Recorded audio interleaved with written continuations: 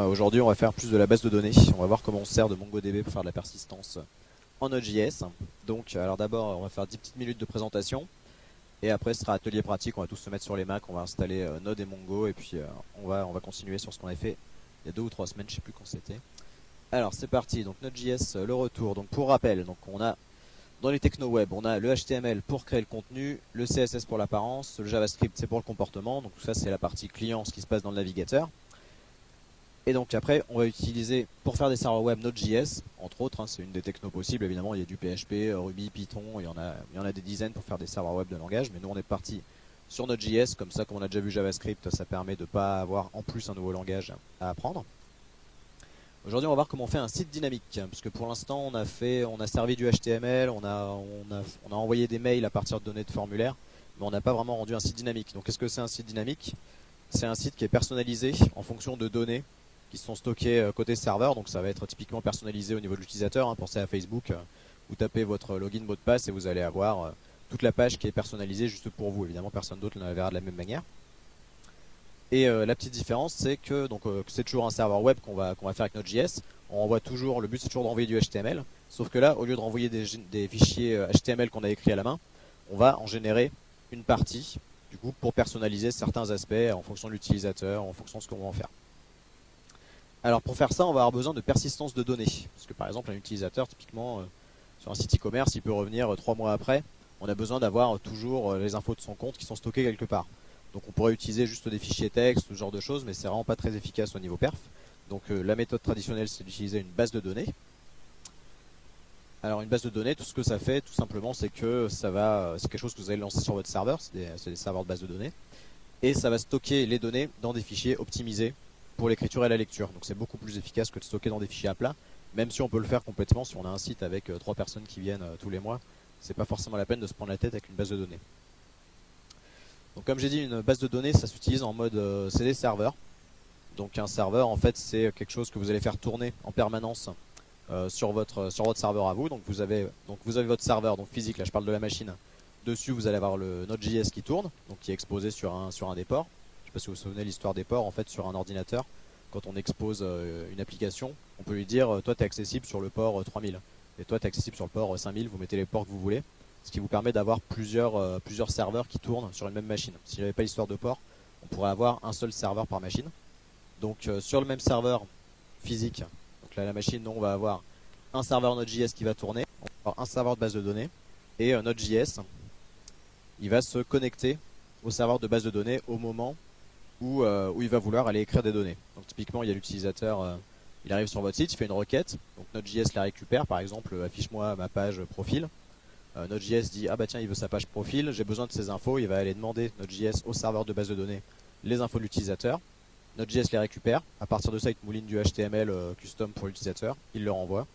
Et voilà comment ça marche, voilà la petite genre de petit workflow qu'on va mettre en place aujourd'hui. Alors l'ensemble, on va dire, langage et base de données traditionnelle qui a fait vraiment naître le web 2.0, c'est PHP MySQL. Donc dans les années début des années 2000 où il y a tout le monde qui faisait ses sites de e-commerce en PHP MySQL, donc c'était l'ensemble clé, on va dire. En Node.js, on utilise une autre base de DB, base de données, pas MongoDB, on utilise MongoDB au lieu de MySQL, c'est le même genre de relation. Et pour info, même si là c'est pas important, MySQL et Mongo, ça fait partie de 2 grandes familles de bases de données différentes. Donc MySQL, c'est les bases de données relationnelles qui sont plus traditionnelles. Et MongoDB, ça fait partie d'un nouveau mouvement, d'ici une petite dizaine d'années, qui s'appelle les bases de documents. Mais c'est pas important. La grosse différence, c'est qu'en Mongo, on va pas faire du SQL, tandis qu'en MySQL, on va faire du SQL pour aller taper dans la base. Alors, avec des bases de données, les opérations qu'on va faire s'appellent les opérations CRUD. Les opérations CRUD, qu'est-ce que c'est? Ça veut dire Create, Read, Update et Delete. Donc en fait, en gros, c'est toujours le même genre d'opération qu'on va faire sur une base de données. Imaginez, vous arrivez sur votre site e-commerce que vous voulez, vous arrivez sur Amazon, vous créez un compte client.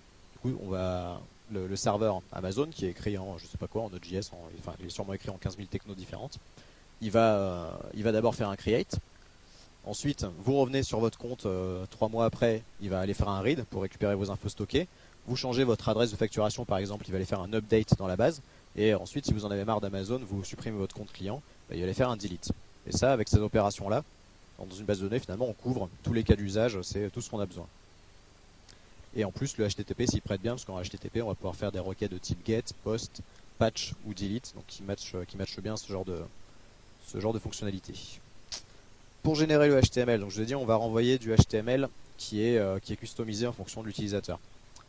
Donc pour générer ça, on va utiliser ce qui s'appelle des templates. Donc un template, en fait, c'est tout simple, on part du HTML statique classique, et au lieu de, par exemple, imaginez, vous avez un endroit où il y a l'utilisateur, au lieu de mettre votre nom en dur ou le nom de quelqu'un, vous allez dire, avec une syntaxe propre au langage de template qu'on va utiliser, on va dire, ici, tu vas mettre le nom de l'utilisateur.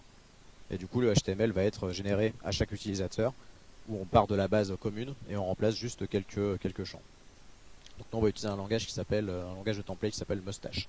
Donc, un langage de template, chaque langage de template a sa syntaxe et sa manière de faire pour générer le HTML. Donc celui-là, c'est un des plus populaires en ce moment, c'est celui de base en Node.js, et puis c'est un des plus simples en plus, donc il est très bien.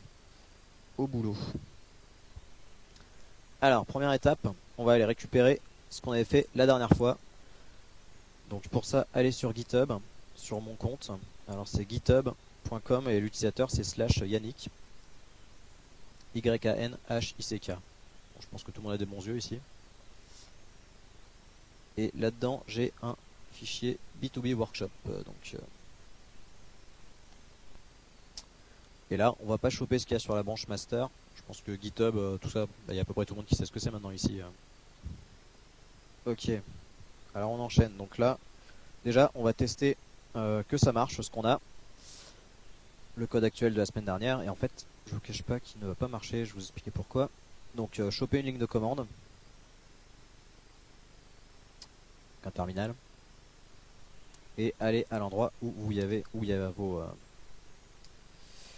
où vous avez... Ah, bah alors. J'ai pas téléchargement là-dedans.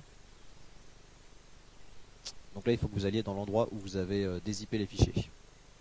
Voilà, donc rendez-vous tous dans le répertoire B2B Workshop. Tout le monde sait se balader sur la ligne de commande. Ok, ouais, il faut aller dans le répertoire WW. Là, y a pas...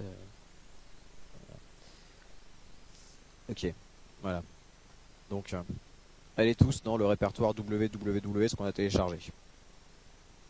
Donc, une fois qu'on est là, qu'est-ce qu'on a dans ce répertoire? Si vous faites un ls, vous voyez que dedans vous avez un fichier index.js et un fichier statique. Donc index.js c'est vraiment notre code pour le serveur Node.js. Et statique c'est les fichiers qu'on va renvoyer, donc typiquement les HTML, CSS et JavaScript pour le client. Donc pour lancer le serveur Node.js, vous faites juste node index.js. Donc déjà si vous n'avez pas Node, il faut l'installer. Ok, donc là si vous lancez Node index, ça va pas marcher. Et pour la bonne raison que...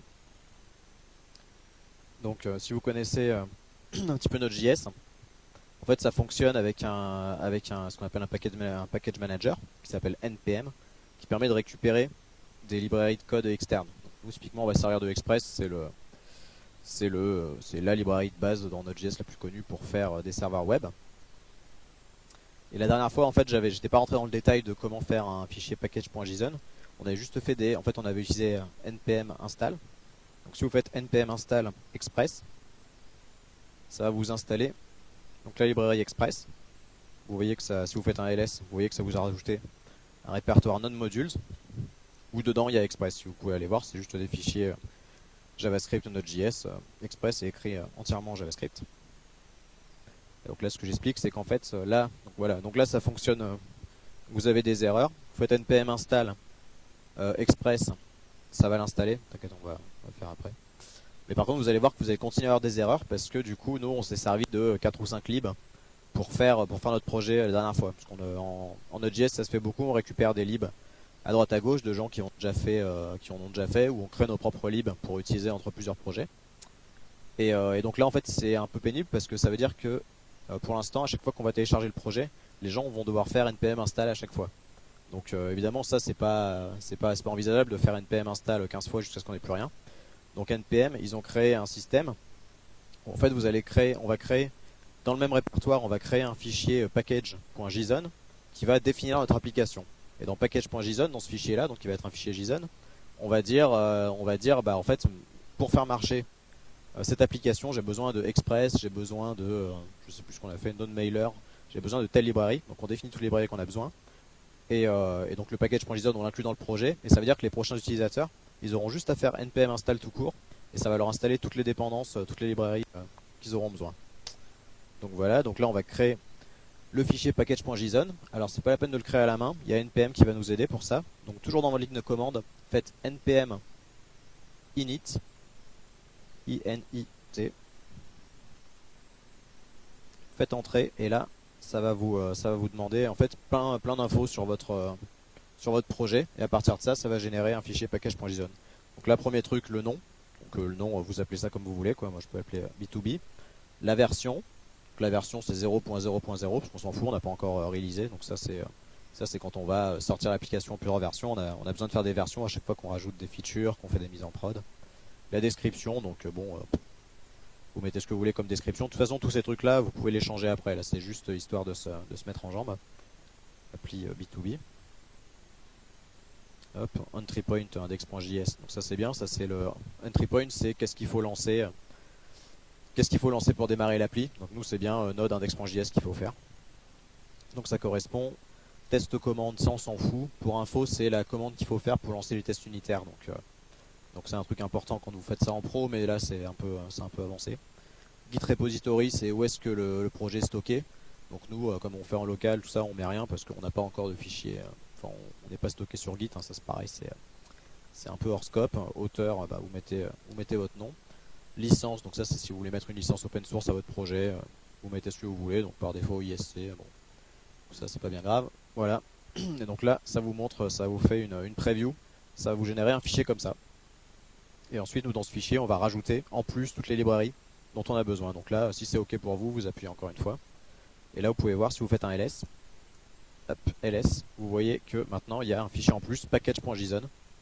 Et donc à chaque fois qu'on va rajouter une librairie, genre un Express ou quelque chose comme ça, on va au lieu de le rajouter juste l'installer comme ça pour nous, on va le rajouter là-dedans. Du coup les prochains utilisateurs de l'application ils pourront la choper et installer tout d'un coup. Donc exemple, donc là donc vous avez le package.json. Donc en ligne de commande pour voir qu'est-ce qu'il y a dans un fichier, on peut utiliser cat, CAT, vous faites cat package.json.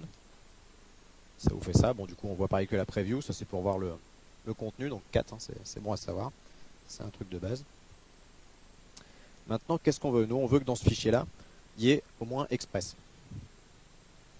Donc pour faire ça, on va faire npm install. Et la petite différence, le petit truc, en fait on a deux choix. Soit on peut taper là-dedans, on peut rajouter dans dependencies, ah bah il y a déjà Express en fait, mais bon je vais vous montrer. Dans dependencies on peut soit rajouter tout ce qu'on a besoin, mais c'est un peu relou parce qu'elle édite un fichier JSON à la main, c'est pas très drôle. Soit on peut faire npm install si je trouve les tirets là-dessus, voilà, save express. Et le fait, donc c'est pareil, là on installe express, mais le fait de faire save, ça va automatiquement le rajouter dans le package.json. Voilà, donc là c'est pas un bon exemple ce qui était déjà. Du coup maintenant si je démarre mon appli node, là maintenant, bon il a trouvé express donc il râle plus pour ça, par contre il râle pour body parser. Donc là on va faire la même, on fait npm install save body parser. Voilà, donc là non seulement ça l'installe dans l'autre module, mais en plus comme on a fait save, ça le rajoute dans le package.json. Et vous pouvez vérifier, si vous faites un cat du package.json, là vous voyez que dans les dependencies, on a body parser qui s'est rajouté avec la version qu'il faut utiliser. Et par défaut il prend la dernière version. Parce que les gens qui font ces libs, donc les gens de la communauté Node.js, ils les mettent à disposition, et à chaque fois quand ils font des mises à jour, bah, ils incrémentent la version. Là c'est 1.4.3, s'ils rajoutent une feature ce sera 1.5.0. Enfin ça, il y a tout un système très normé sur comment est-ce qu'on nomme les numéros de version. Ça s'appelle Semverse si ça vous intéresse.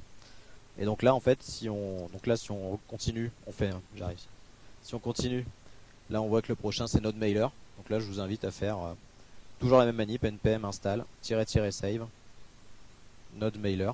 Là on voit, faut utiliser le nom cannot find ici. Dès qu'il vous dit ça, ça veut dire que vous pouvez installer un module qui a exactement le même nom. Hop, et que vous en avez besoin de toute façon pour faire marcher le truc. Donc, npm install save NodeMailer.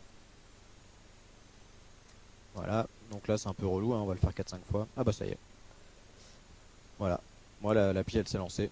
Il m'a mis un warning là, mais là il n'y a plus de plantage là maintenant. Donc pour tester l'appli, vous pouvez aller dans votre navigateur et en localhost 4000. Ouais. npm install-save. Donc voilà, une fois que vous avez tout installé, si vous faites un node index.js, de mémoire c'était sur le port 4000. Donc vous pouvez ouvrir à n'importe quel navigateur, vous allez sur le port 4000, donc localhost 2.4000 et ça vous affiche le site. Donc localhost 2.4000. Donc 4000 c'est le port, parce que comme je disais au début, quand on fait un serveur web, il faut choisir sur quel port on le rend accessible. Et l'intérêt d'avoir plein de ports, c'est que du coup il y a plein d'applications sur votre ordi qui peuvent tourner et faire ce même système de serveur. Par exemple, il y a Skype, il a besoin d'un port parce qu'il va communiquer par le réseau, il y a votre serveur, il y a plein de services internes à votre ordi qui utilisent des ports différents. Donc voilà, maintenant qu'on a tout ça, on a un fichier package.json, donc on va pouvoir partager quand on partagera tout le projet, et la prochaine personne qui passe, il a juste à faire npm install et ça va lui installer tout ce qu'il y a dans les dependencies. Et là on va voir qu'on va en rajouter en plus, qu'aujourd'hui comme on va rajouter Mongo, des trucs comme ça, il va falloir qu'on rajoute de nouvelles librairies.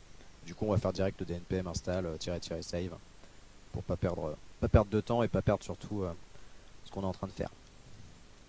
Alors, prochaine étape, là, on va aller installer MongoDB, parce qu'on va avoir besoin d'une base de données pour faire ce qu'on a à faire aujourd'hui. Alors, pour installer MongoDB sur Mac, j'ai vu, c'est pas compliqué. Donc, je l'ai fait aujourd'hui, là, je vais le refaire avec vous. Donc, première étape, on va récupérer un truc qui s'appelle Homebrew. Je sais pas si vous savez ce que c'est sur Mac. Alors, Homebrew, c'est un package manager. En fait, c'est exactement le même principe que pour npm. C'est un truc qui vous permet, ça vous permet en ligne de commande d'aller installer des applis super simplement en appuyant, en lançant. C'est pareil que, alors c'est pas le même que sur Linux, mais c'est le même principe que apt-get, c'est aptitude ou RPM en fonction de ta distrib. Voilà, c'est ça l'idée. L'idée c'est que tu télécharges Homebrew et une fois que tu as Homebrew, tu peux installer tous les logiciels que tu veux. Genre tu veux installer Node, tu vas faire brew install Node. C'est comme npm installe quelque chose, sauf que là c'est pas pour installer des packages pour un langage, c'est pour installer des applications. Donc là, allez sur le site de Homebrew pour ceux qui sont sur Mac, ce sera plus simple pour vous. Et pour installer, il faut faire comme ça. Donc j'espère que vous avez Ruby, sinon on va faire autrement. En gros, vous êtes sur le site de Homebrew et vous copiez ça dans votre ligne de commande et vous balancez. Je sais pas si Ruby est de base sur les Mac. Moi, il y avait sur le mien. Donc, après, si t'as Linux, c'est pas la peine d'avoir Homebrew en fait. Toi, tu pourras juste faire. Toi, tu peux juste faire sudo apt-get install MongoDB, je sais plus ce que c'est. Ok. Donc, je vais regarder en diagonale sur Windows, mais je garantis rien. Ça devrait être simple en général. Windows. Ouais, apparemment il y a une install automatique. Vous téléchargez sur la page Mongo le dernier binaire. Et puis après vous le lancez. Je pense que ça doit faire une install à la Windows, quoi. C'est un truc classique. Voilà. Alors après, pour les gens sur Mac, est-ce que ça a marché déjà ça à la phase Homebrew? Alors bah ensuite, pour ceux qui ont Homebrew, vous avez qu'à faire brew install Mongo ou brew install MongoDB, je sais plus lequel c'est. Sûrement les deux fonctionnent. Alors Mongo, qu'est-ce qu'il y a dans Mongo? Ça vous a installé plusieurs trucs. Nous, il y a deux trucs qui vont nous intéresser aujourd'hui. Il y a Mongo, il y a deux applications. Donc c'est installé toutes ces applications-là. Nous, on a Mongo tout court et Mongo D. Alors D, les trucs qui s'appellent D, en général en informatique sur les macOS ou Linux, c'est ce qu'on appelle les démons. C'est des programmes qui tournent en tâche de fond. Et donc en fait, typiquement là, ça va être le serveur de base de données. Il va tourner en tâche de fond. Et donc MongoD, il faut le lancer avec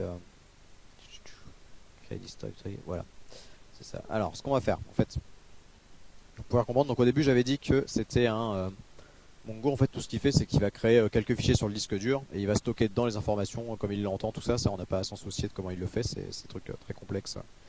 On n'a pas le temps de voir. Donc, mais par contre, il faut lui dire dans quel répertoire les créer. Donc, on va lui faire un répertoire data. Donc, dans www. Et quand on va lancer MongoD, donc le serveur Mongo, on va lui dire ta base de données elle est dans data. Et puis lui à partir de là il va se démerder. À partir de là il va marcher correctement le truc et on va pouvoir aller se connecter depuis l'application Node.js et aller foutre des infos dedans. Donc déjà là normalement vous êtes tous dans le répertoire www. Donc là créer un répertoire, donc mec dir, donc mkdir data. Voilà. Et ça va être notre répertoire pour Mongo, pour avoir la base de données Mongo. Donc dbpass, je crois que c'est ça, ouais. dbpass data. Hop, je regarde si ça fonctionne avant de vous faire n'importe quoi. Mais écoutez, ça a l'air bon. Là, le truc il tourne. Donc voilà. Donc alors, pour la refaire. Donc vous créez un répertoire data. Donc là, il est là, data, il est vide pour l'instant, on s'en fout. Donc vous faites mkdir espace data, ça ou vous faites comme il faut le faire sur Windows, je sais plus comment c'est. Vous créez un répertoire. Et ensuite, Mongo, on va lui dire avec la commande mongod espace --dbpass data, on lui dit c'est là-dedans que tu vas aller stocker toutes les infos qu'on va te balancer, stocker et lire. Et du coup, ce fichier data, en fait, ça va être, ce répertoire data, ça va être super important pour nous parce que c'est là où les infos utilisateurs, elles vont être entièrement stockées. Donc ça, c'est le truc typiquement, faut pas le perdre. Et dans un contexte réel de prod, enfin le répertoire data, on le fout pas juste à l'arrache dans les fichiers de dev, quand on le stocke vraiment bien correctement. Ok, donc voilà, tout le monde a son petit terminal qui tourne avec le MongoD, MongoDB pass. Et puis ça, une fois que ça s'est lancé, faut plus y toucher. Donc en gros, ce terminal, vous pouvez le foutre, vous pouvez le mettre en petit et faut le laisser. Il faut vraiment garder ça parce que dès qu'on exit, le serveur il tourne plus et du coup on peut plus communiquer avec la base de données. Donc voilà, donc là on a le Mongo qui tourne. Donc maintenant on va faire toute la partie Node.js qui va nous permettre d'aller écrire des données dedans et surtout de lire. Enfin d'abord en fait là, bon, si déjà, alors l'objectif pour moi aujourd'hui, en fait je suis allé un peu plus loin dans les fichiers de cours. L'objectif c'est, donc là pour l'instant on va pas faire une gestion utilisateur tout ça, on a un site CV où dedans il y a un portfolio, où pour l'instant en dur on a mis 2012 j'ai fait ci, 2013 j'ai fait ça, des trucs comme ça. Là en fait ces données là on va les rendre dynamiques et du coup on va écrire dans la base, genre en fait dans la base chaque entrée ce sera une année avec une description. Genre cette année j'ai fait ça, cette année j'ai fait ça, cette année j'ai fait ça. Et quand quelqu'un va venir sur la page index, on va aller prendre les données qui sont dans le Mongo et on va remplir le index.html de manière dynamique. Donc en gros pour situer le contexte, donc c'est ces trucs là très moches qui sont là, qui sont toutes les couleurs. Ça pour l'instant c'est écrit en dur, ça on va le rendre dynamique avec Mongo. Ok, alors c'est parti.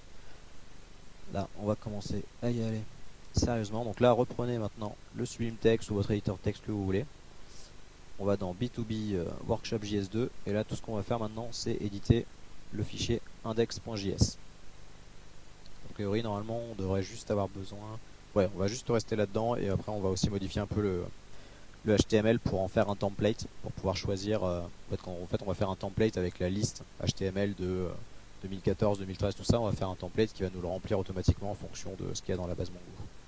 Ok, c'est à peu près clair? C'est du classique. Alors, de quoi on va avoir besoin? Donc déjà, on va avoir besoin de la librairie, de plusieurs librairies en rapport avec Mongo, enfin de deux librairies. Donc une librairie qui s'appelle Mongo, tout court, qui permet de se connecter, donc c'est la librairie officielle MongoDB en Node.js qui permet de se connecter à une base Mongo. Donc là, pour la choper évidemment, on va aller ouvrir. Comment est-ce que j'ouvre un nouveau terminal? Hop, voilà. Nouveau terminal, donc là, hop, ouais, je vais aller donc, toujours dans votre terminal. Donc il faut que vous ayez le terminal MongoD qui tourne. Toujours en tâche de fond. Enfin pendant le dev c'est pas important, mais quand on va faire les tests il faudra, donc autant le laisser. Donc moi j'en suis où? B2B Workshop JS2.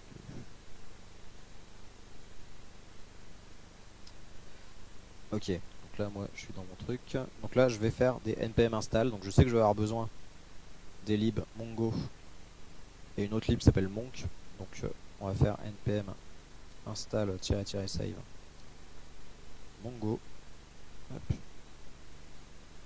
ça c'est toujours le même principe, hein. On sait qu'on va se servir d'une lib, on la rajoute et on la met dans le package.json, comme ça la prochaine personne qui passe bosser sur le code, ou même si on réinstalle notre appli sur un autre ordi, on pourra installer très simplement.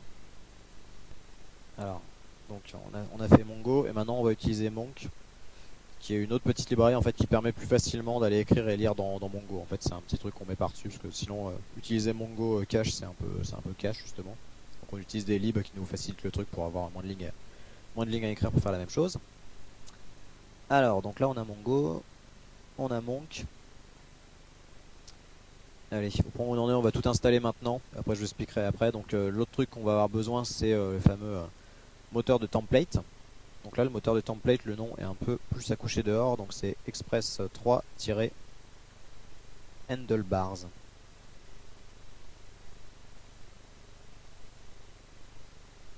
toute façon, c'est pas grave si vous ratez là, ce que je suis en train de faire. Quand on tapera le code, vous n'aurez pas le choix.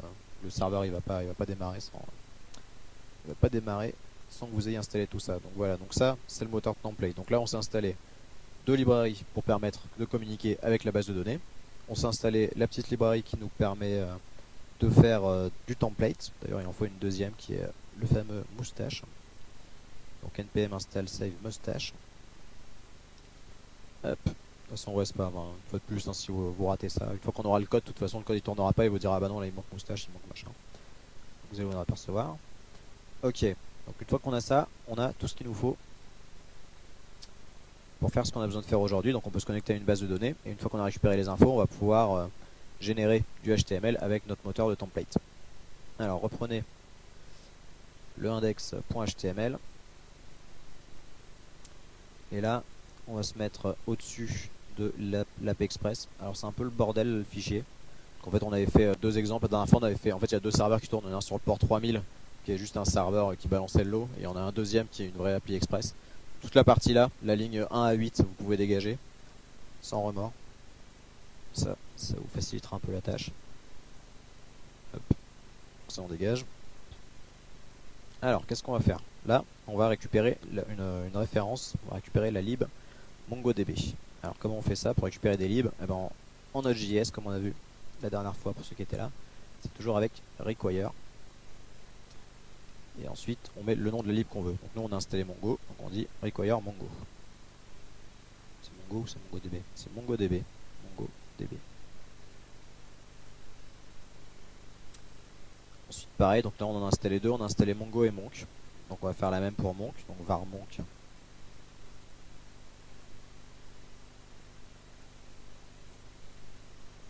Require Monk. Voilà, donc ça c'est ce qu'il nous faut pour récupérer. Donc ça c'est tout ce qu'il nous faut pour le côté DB. Alors, qu'est-ce qu'on va faire avec le côté DB? Donc maintenant, ce qu'il va falloir faire, c'est qu'il va falloir qu'on se connecte à la base de données. Et pour se connecter à la base de données, il faut une adresse. Elle va avoir une adresse en fait sur l'ordinateur, sur notre ordi à nous, et l'adresse c'est toujours le même, c'est un principe les adresses IP comme je parlais la dernière fois, même si je pense que tout le monde a zappé depuis. Donc en gros ça va être un nom de domaine avec un port. Donc le nom de domaine nous ça va être localhost, parce que localhost ça fait référence à son ordi à nous. Et le port, bah, c'est comme nous on a lancé juste MongoD avec les paramètres par défaut, le port par défaut de Mongo c'est 27017. Donc on va se faire une petite variable intermédiaire pour avoir ça. Donc nous on veut se connecter à ça. On veut se connecter à localhost. En fait là on chope l'adresse de la base de données. Localhost 2000 27017 27 ça 27017. Voilà, donc ça c'est l'adresse du serveur de base de données qui tourne sur votre ordi. Ça c'est l'adresse de ce que vous avez quand vous lancez MongoD. Donc ça, si le truc MongoD il est pas en train de tourner actuellement, ça va pas marcher une fois que vous lancez l'appli. Et donc on s'est fait, donc là on s'est connecté au serveur de base de données. Le deuxième truc à faire c'est se connecter à la base de données qu'on veut. Parce qu'un serveur de base de données peut avoir plusieurs bases de données. Parce que vous pouvez avoir plusieurs applications, genre une base de données pour, je sais pas moi, pour votre appli, votre appli réseau social, une autre pour votre pseudo Skype, une autre pour votre site CV. Vous pouvez avoir un seul MongoD qui a plusieurs bases de données. Donc nous on va se connecter à une base qu'on n'a pas encore créée, on va la créer en fait quand on va mettre de l'information dedans. Vous faites slash, et moi je l'ai appelé B2B, mais après vous l'appelez comme vous voulez. C'est la base vous l'appelez en fonction de ce que vous avez besoin. En fait là la première étape, ce qu'on va faire, c'est qu'on va mettre en place le fait d'aller lire des infos depuis la base.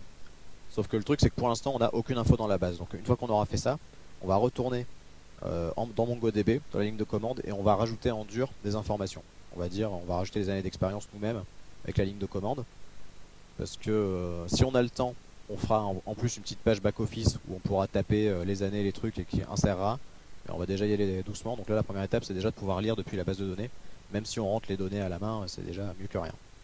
Enfin, pour un truc aussi simple, il vaut mieux le faire à la main, honnêtement, mais c'est plus rapide, mais bon. Donc voilà. Donc là, on a l'URI avec laquelle on peut se connecter à notre base de données sur notre serveur de base de données. Et ben ça, on va utiliser Monk. Donc là, var db. Donc ça, db, ça va être, ça représente la connexion à la base de données. On va laisser Monk faire. Donc on lui passe l'URL et lui il se charge, enfin l'URI, et lui il se charge de récupérer. Donc là, ce truc là, ça représente la base de données Mongo. Et en fait dessus on va pouvoir faire db.insert, db.read, enfin find je crois c'est ouais. Du coup on va pouvoir faire toutes les opérations avec à partir de ce petit truc db là on va pouvoir récupérer, lire et écrire tout ce qu'on veut dans la base. Ok. Donc là déjà on a lu des trucs. Alors, deuxième étape. Donc pour l'instant, ce qu'on a, c'est que le fichier index.html, en fait, il est servi de manière statique. C'est-à-dire que on utilise ça express.static.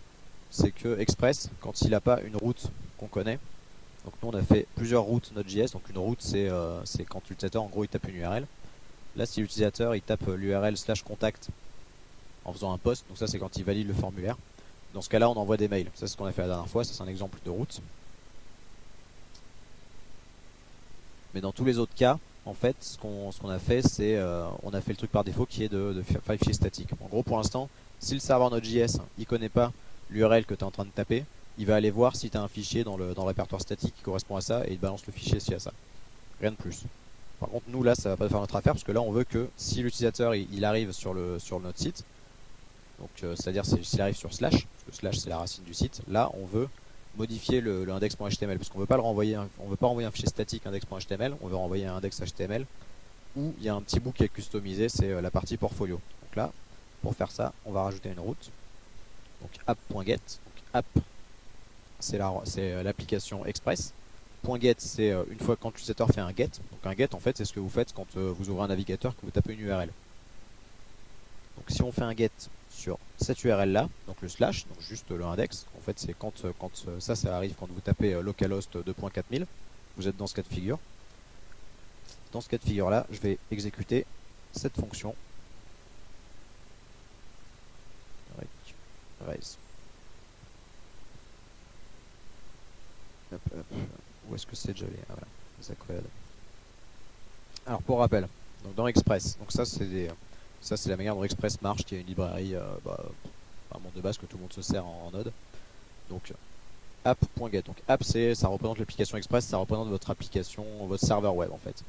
Donc get, je récupère, ça c'est quand l'utilisateur tape dans l'URL dans un navigateur, il arrive sur la page principale, donc sur la page de base, exécute-moi cette fonction. Dans la fonction, on a deux objets, on a un rec qui représente la requête de l'utilisateur. Donc c'est les paramètres de l'utilisateur, par exemple, je sais pas moi, il y a l'user agent, quoi, on sait s'il est sur Mozilla, sur Chrome, ce genre de choses. Enfin plus, par exemple, dans l'URL en elle-même, est-ce qu'il a mis des paramètres, genre parce que par exemple, si vous allez sur, je sais pas moi, Google, si vous tapez un truc dans la barre de recherche, vous verrez que l'URL devient super compliqué, qu'il y a les paramètres de recherche, des trucs comme ça. Donc ça, on peut y accéder là-dedans. Et res, c'est l'objet réponse, ça c'est plus pour vous, c'est pour renvoyer une réponse à l'utilisateur. Vous allez vous servir de l'objet res pour faire res, renvoie-moi ça, renvoie ça à l'utilisateur. Alors qu'est-ce qu'on va faire là-dedans? Donc premier truc, alors on va faire une première version un peu cache. Ce qu'on va faire c'est qu'on va aller, donc l'utilisateur il arrive là, qu'est-ce qu'on veut lui faire faire? Lui l'utilisateur, bon pour le truc final il voudra la page index customisée. Là on va faire une première étape, on va aller lire dans la base et on va juste renvoyer le texte de ce qu'on a dedans. Ah bon, donc c'est à dire que ce sera pas la belle page HTML, ce sera juste des bouts, ce sera juste du texte balancé de manière à l'arrache, mais au moins ça prouvera qu'on a réussi à aller lire dans la base. Donc on va utiliser DB pour aller lire dans la base. Donc là on va récupérer nos expériences en utilisant Hop, db.get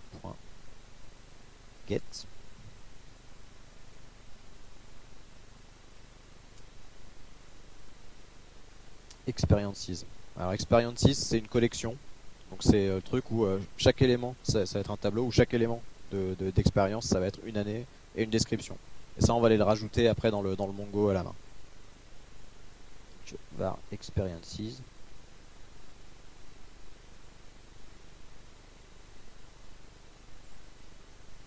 experiences.find, donc ça c'est la fonction pour récupérer toutes les expériences. Hop. Nous ce qu'on veut c'est tout récupérer en fait, parce que find ça va permettre de récupérer par exemple que de telle année à telle année, ou que une description qui contient tel mot. Enfin on peut aller une base de données en général vous pouvez aller assez loin de manière assez fine sur qu'est-ce que vous envoyez. Hop, voilà. Nous on met les paramètres par défaut, donc qui correspondent à des objets comme ça vides en JavaScript. Et du coup le find par défaut ce qu'il va faire c'est qu'il va nous renvoyer absolument tout ce qu'il a. Du coup c'est ce qu'on veut, hein. Si vous mettez 50 trucs dans la base, bah, vous aurez 50 trucs qui vont s'afficher. Et ensuite, une fois que expérience, que les résultats auront été trouvés, il y a cette fonction qui va être appelée. Et elle peut être appelée potentiellement avec une erreur.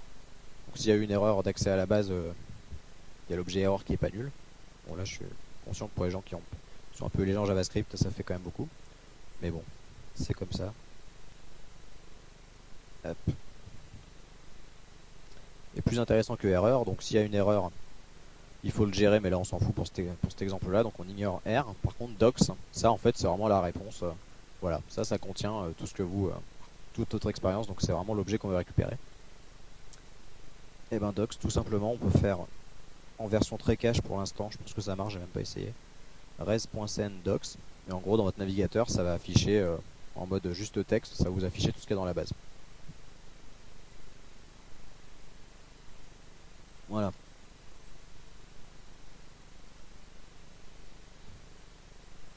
Donc des parenthèses, je crois pas. Alors on récapitule, ça fait quand même beaucoup de trucs d'un coup. Donc ça c'est une route express, donc qu'est-ce qui se passe quand j'arrive sur le site, sur le truc de base, donc sur l'URL de base, donc localhost 2.4000 dans notre cas. Cette fonction est exécutée, et dans cette fonction qu'est-ce qu'on veut faire? On veut aller récupérer dans la base Mongo, on veut récupérer toutes nos expériences, et les rebalancer, en fait, et les renvoyer à l'utilisateur. Ça c'est la version cache. Donc là avec expérience, donc dans la base de données, là on est connecté à notre base de données B2B. Dans la base de données B2B on a un champ qui s'appelle expérience. Enfin ils appellent ça une collection dans Mongo, c'est l'équivalent d'une table en MySQL. C'est ce qui se rapproche d'une table, mais c'est pas la même chose. Donc là je récupère toutes mes expériences, et dans mes expériences je dis trouve-moi absolument toutes les expériences, et ça me les renvoie toutes dans ce truc docs. Res.send, ça me permet de renvoyer une réponse à la requête HTTP. Du coup je rebalance tous les trucs, et c'est réglé. Alors pour tester ça, déjà on peut déjà le tester comme ça, donc il faut que vous ayez un... Alors pour l'instant évidemment ça va rien renvoyer. Tiens, cannot find module MongoDB. npm install.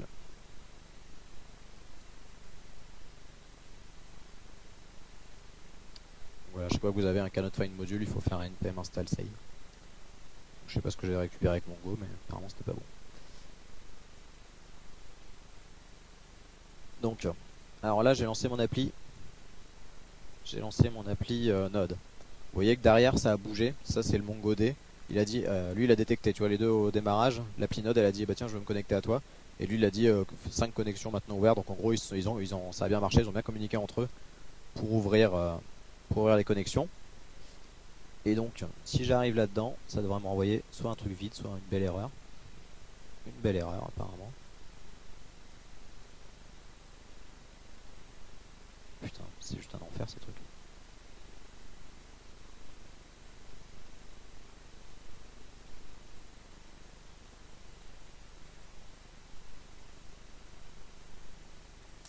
Et bien voilà, donc là ça ne fait rien de spécial, donc c'est le moment où on commence à débugger. Alors pour débugger, premier réflexe, on va voir est-ce que ça rentre bien dans la fonction auquel je m'attends. Console.log, poète. Donc là quand je redémarre mon node, ça devrait afficher à chaque fois que je vais dans le navigateur sur le truc, sur le port 4000, ça devrait m'afficher ça. Ok.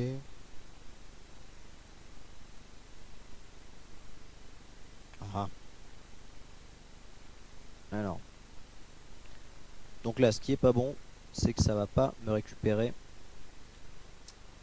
Ça va pas me récupérer le fichier. D'accord. Ah non, mais c'est parce qu'en fait j'ai mis le app.use avant.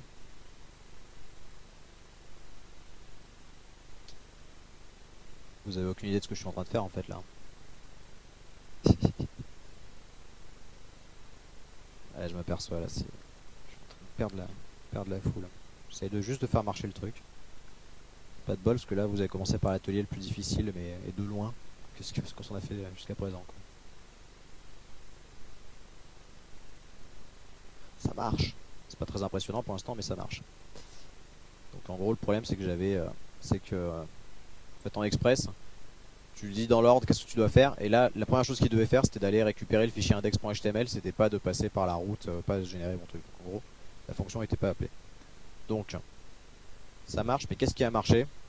En fait là ça me renvoie tout ce qu'il y a dans mes trucs expérience et comme pour l'instant on n'a rien mis, ça me renvoie rien du tout. Ça me renvoie un truc vide. Alors pour remplir, il y a des gens qui suivent encore vaguement ou c'est... Parce que je pense que j'ai un peu perdu les gens, c'est normal, hein, ça fait beaucoup d'un coup. Pas de honte. Alors pour remplir la base.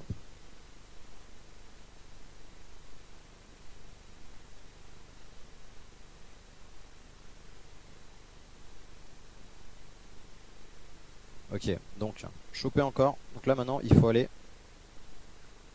Le truc qu'il faut faire c'est remplir la base de données pour qu'il y ait quelque chose qui s'affiche. Donc comment on fait ça? Eh ben on va dans la ligne de commande une fois de plus et cette fois on va lancer Mongo et non pas MongoD. Donc MongoD ça lance le serveur. Mongo ça lance un petit outil qui va permettre d'exécuter du JavaScript pour aller remplir la base de données ou regarder ce qu'il y a dedans, tout ça. Donc si je tape Mongo, là automatiquement il va se connecter à la base MongoD qui sait qui tourne. Donc sur le port je sais plus combien. Et là il me donne la main. Là je suis en mode JavaScript, là je peux taper ce que je veux. Donc moi ce que je veux c'est aller me connecter à une base qui s'appelle B2B, qui n'existe pas encore. Pour se connecter à une base en Mongo on fait use. Donc use B2B. Donc là je suis connecté à la DB B2B. Donc ça c'est la DB qu'on récupère dans le code quand on fait DB enfin quand on se connecte au début. On est connecté à cette base. Pour l'instant la base elle est vide. Nous ce qu'on veut c'est que dedans il y ait une collection qui s'appelle expérience et qui contienne toutes nos expériences professionnelles. Pour faire ça, on crée une collection. Pour créer une collection, il suffit de faire db et de mettre son nom, en gros, donc experiences. Et ensuite, il suffit de rajouter un truc. En fait, Mongo, c'est pas on va d'abord créer une base, ensuite on va créer des collections. C'est si tu mets quelque chose dans une base, si tu mets quelque chose dans une collection, elle existe, quoi. Elle est créée seulement quand il y a besoin. Donc là, db.experiences, pour l'instant, il n'y a rien dedans. Par contre, si moi je fais un insert, là il va y avoir des choses. Et là ça va être intéressant. Et en fait c'est ce qu'on va lui passer, c'est vraiment juste des objets JavaScript. Donc moi ce que j'avais pris comme convention c'était, je lui passe un objet qui a deux clés. La première clé ça va être year. Donc ça va être important de mettre bien des bons noms parce que c'est ce qu'on va se servir après pour les templates où on va dire ah bah à cet endroit là tu vas mettre year, à cet endroit là tu vas mettre description. Donc si par exemple je fais year 2014 description. Et puis description ça va être 2014 je vais le mettre en texte, même si on s'en fout, c'est plus du texte que du description les B2B. Donc ça rajoute un item d'expérience. Ça c'est juste du JavaScript en fait dans Mongo là, vous voyez que c'est la même syntaxe que JavaScript, donc si vous connaissez JavaScript vous savez comment vous servir de Mongo. Là, ça permet d'exécuter facilement. Donc là je rajoute ça. Bon là il me sort un truc incompréhensible, ouais en gros bon voilà ça a marché, il en a écrit un dans la base. Donc maintenant si je vais rechoper ça, que je rafraîchis, je vois que là ça m'a bien rajouté un item. Donc Mongo, donc là year et description c'est ce qu'on a mis. Et ID c'est un truc automatique que Mongo génère, donc à chaque fois qu'on va avoir un fichier on va générer l'ID. Ça nous on s'en fout. Donc comme là on lui dit affiche tout on le voit, mais c'est un truc qu'on va jamais montrer au client parce que le client il s'en tape de savoir l'ID unique dans la base. Mais c'est important pour Mongo, pour son fonctionnement, pour qu'il sache qui est qui quoi. C'est des trucs complètement uniques en fait. Donc voilà. Est-ce que quelqu'un a réussi vaguement à faire ça? Ok, bon. On a déjà réussi à faire quelque chose. Donc maintenant, prochaine étape. Maintenant qu'on peut renvoyer de manière super cash les infos, le but maintenant ça va être de les renvoyer de manière sympatoche en changeant le HTML. Donc on reprend le index.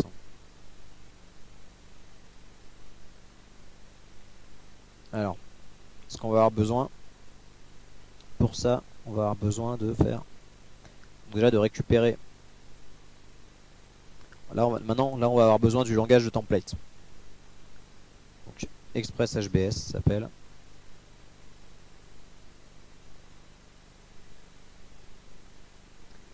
Et on require Express 3 handlebars. Donc ça, c'est ce qui va permettre de modifier le HTML qu'on va renvoyer à nos besoins.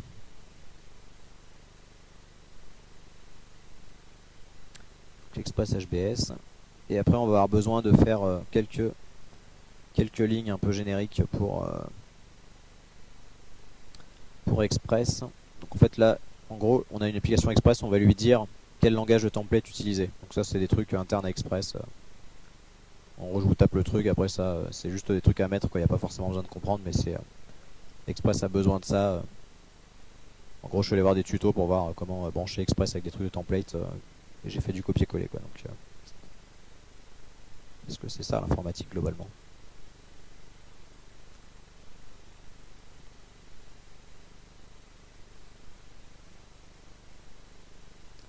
Xname HBS. Donc là, on lui dit, tu vas utiliser un moteur de template qui s'appelle HBS, donc pour handlebar, qui est une variante de mustache. Bon, en fait, en gros, on va utiliser les deux, mais bon, tout le monde s'en fout. Et par contre, le truc Xname, c'est intéressant, ça veut dire, si tu vois un fichier avec une extension .hbs, là, tu t'en sers comme un template. En gros, il y a 3 lignes de paramétrage. Donc, la deuxième, View Engine. Alors, donc les templates, c'est comme ça qu'appelle Express. Les templates, il appelle ça des views. En gros, tu vas avoir plusieurs views dans ton application. Une view, c'est un bout de HTML que tu renvoies, mais que tu customises. Donc du coup, là, on va le customiser avec mustache et handlebar. C'est des variantes qui travaillent ensemble. Je connais pas les détails. Et dernière petite ligne. Donc ça, on est obligé de taper ce truc-là. Hein, c'est relou. Mais voilà, là, c'est intéressant. Par contre, c'est là, on va dire à Express dans quel répertoire on va mettre toutes nos vues, donc nos templates. Donc dans notre JS, il y a un truc, il y a une variable globale qui s'appelle underscore dir name, c'est le nom du répertoire courant. Donc c'est là où vous avez tapé node espace index. Donc là, nous les vues, on va les mettre dans un répertoire views. Un répertoire views, du coup on lui dit, bah tu vas les trouver. Tu pars du répertoire actuel et tu regardes dans views. Du coup là, il faut qu'on aille créer ce répertoire views.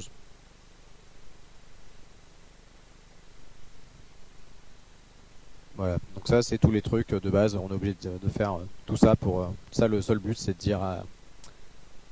dire Express, tu vas utiliser ce moteur de template, et tes templates, tu vas les trouver dans le répertoire views.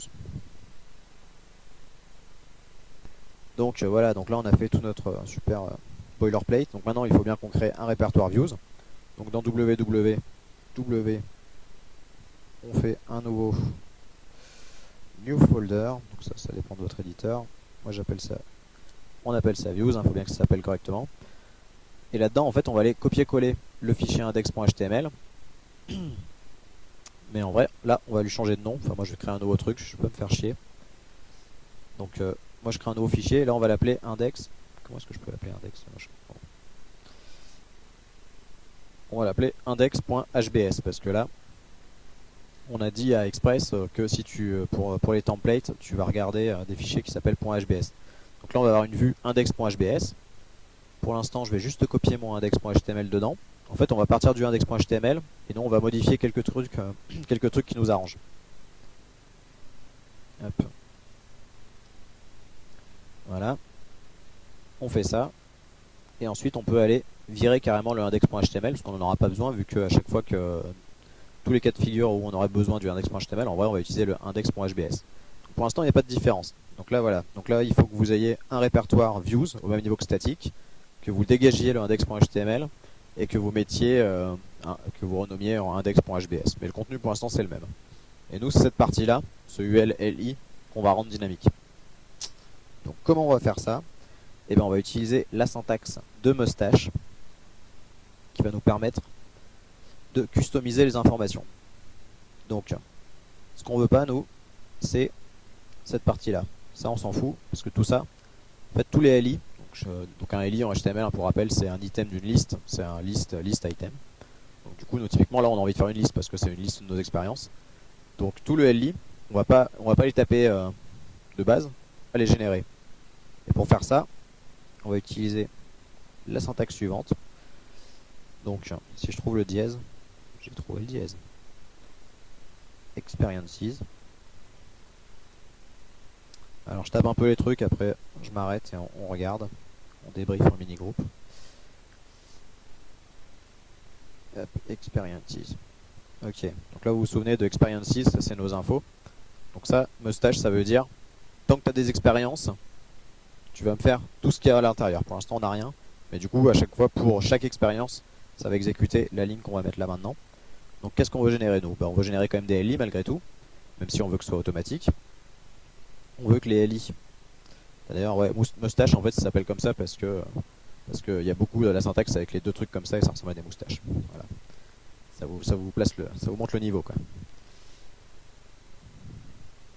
Alors, donc nous, year, là vous remarquez en fait, c'est bien les infos qu'on a stockées, c'est les mêmes noms qu'on a mis en base. Donc year, donc là je fais un petit effet esthétique, je mets un petit tiret pour séparer year et description, après vous mettez ce que vous voulez. Et dernier truc, description. Et ensuite on n'oublie pas de fermer. Voilà, et avec ça en fait, c'est tout ce qu'on a à faire, le truc est dynamique. Parce que là en fait quand... donc c'est pareil que du HTML classique, sauf que avant de renvoyer ça, parce qu'on va pas renvoyer ça, en fait ça va être remplacé, Mustache il va mouiner, il va voir que ah tiens là il y a un truc, ça me parle à moi, donc ça je vais remplacer cette partie là. Et lui il va générer du vrai HTML, parce que quoi qu'il arrive on renverra toujours juste du HTML, parce que le navigateur il comprend que le HTML il va pas comprendre le Mustache, du coup on lui renvoie du HTML classique. Et ça en fait pour chaque expérience il va exécuter ça, donc pour chaque expérience il va rajouter un LI avec l'année et la description. Et donc tout ce qui est entre ces trucs, entre les moustaches, c'est des trucs, c'est ce qui est dynamique, quoi. C'est les variables, c'est ce qui vient de notre base de données. Donc vous voyez qu'on peut mélanger les trucs qu'on veut tout le temps, genre les LI, avec les informations vraiment spécifiques à chaque information. Donc voilà, il reste plus qu'à retourner dans l'index.js. Il y a juste un dernier truc à faire. C'est on va remplacer. Donc là on retourne dans le index.js. Et ouais, au lieu de faire un res.send, on va faire un res.render. Donc res.render c'est le signal pour dire à Express là tu vas m'exécuter un template. Enfin, on résout un template, ou on fait un rendu du template. Et donc on va lui dire quel template on veut. Donc nous ce qu'on veut c'est index.hbs. Il va le connaître parce qu'au début on lui a dit le répertoire de tes templates c'est ça. Et index.hbs, on va lui passer tous les docs. Et en fait on va wrapper ça dans un petit... donc les docs c'est un tableau JavaScript, donc c'est un truc où il y a plusieurs éléments. Putain je galère toujours autant. Ah, voilà. C'est un tableau JavaScript. Et nous on wrap tout ça dans Experience pour pouvoir l'utiliser depuis le template en fait. C'est une petite limitation de moustache comment ça marche. C'est pas bien grave mais en gros. Hop, je sais pas où est là. Ah, voilà. Donc voilà, donc si vous modifiez ça, donc là au lieu de renvoyer cache le truc, ça va renvoyer du HTML qui va être créé à partir de ce machin là, de index.hbs, dans lequel on injecte les données docs, donc qui sont tous les trucs qu'on a mis dans le Mongo. Donc si vous avez ça et que vous relancez dans le navigateur, maintenant vous devriez avoir le truc dynamique avec à chaque fois que vous mettez une info dans le MongoDB, vous allez avoir une ligne de plus.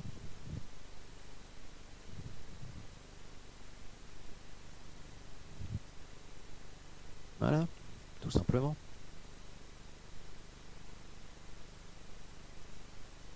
Alors, qu'est-ce qu'il faut que je fasse maintenant? Bah il faut que je redémarre mon appli bien sûr, parce que là il connaît plus le code.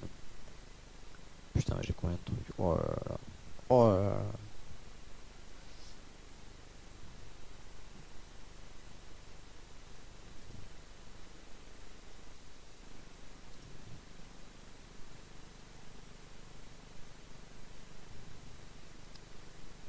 qui a dit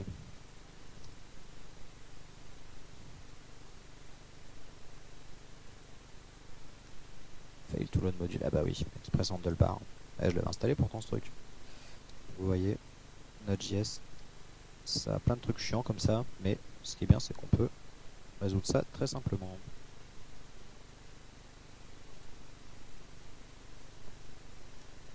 Ok, donc là j'ai relancé. Cannot call of undefined. Oh là là. Ah, là je me suis merdé sur un truc.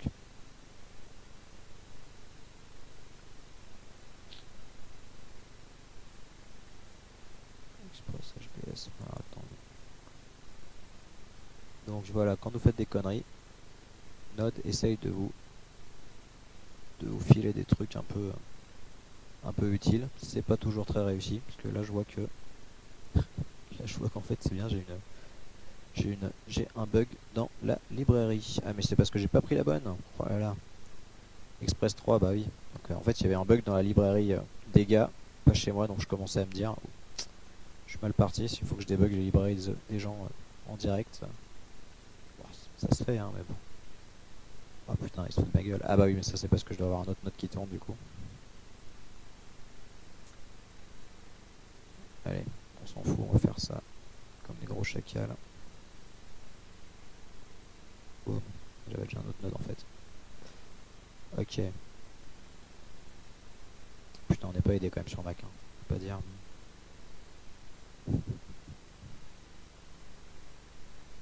Regardez ça, c'est pas une interface pour travailler ça.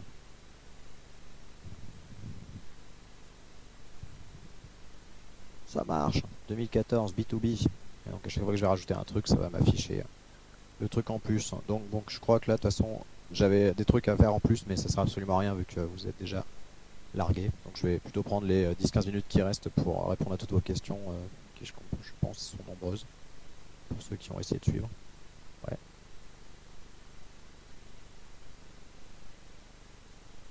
Ouais.